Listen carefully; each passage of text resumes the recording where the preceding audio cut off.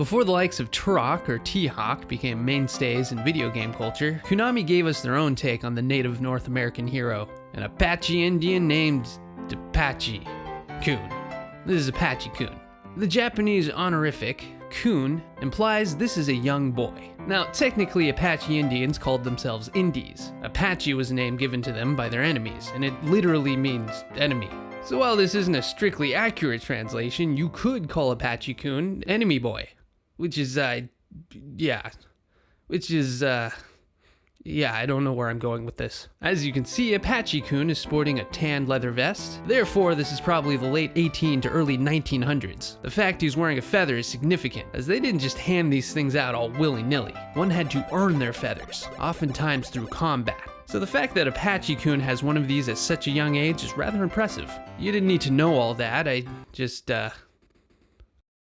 Magical Tree is a pure platforming game for the MSX computer released in 1984. Shortly thereafter, it was ported to the Sega SG-1000 in Taiwan, although that was most definitely an illegal bootleg. In 1989, it came to South Korea as a Sega Master System game, also unauthorized and unlicensed through Konami. This was pretty par of the course for South Korea and Taiwan at this time. Magical Tree didn't get another legitimate release until 1998, when it was featured in Konami Antiques MSX collection on PlayStation and Sega Saturn, which is how I came to play it. As you can see, Magical Tree is a vertical platformer. The goal of the game is to reach the top of the tree without dying. The tree is 2,004 meters tall. That's 6,575 feet for you stupid Americans out there. Like me, I'm American. I have no idea how long a meter is.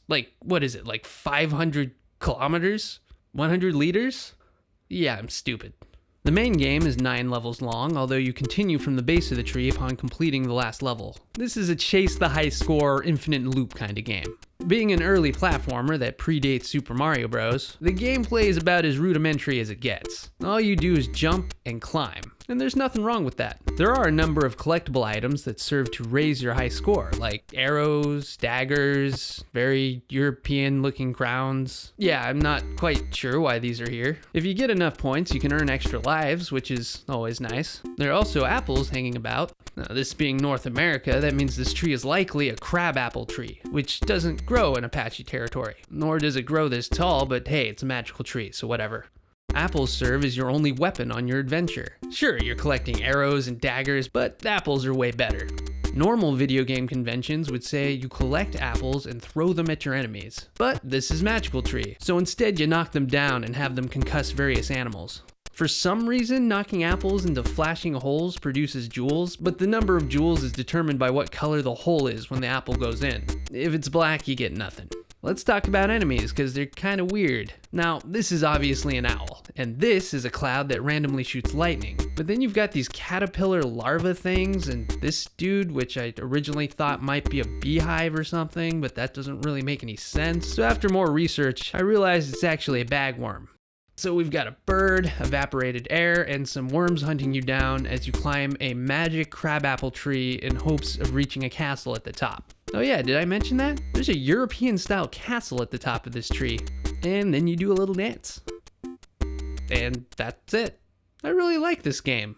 No, seriously. This is a simple platformer that I find myself returning to whenever I get that MSX itch. I should probably get that checked out. It's pretty easy once you learn how to manipulate the AI. The most dangerous enemies are probably the bagworms due to their prevalence and varied AI patterns, and the clouds, which are too random to avoid sometimes. Goddamn clouds.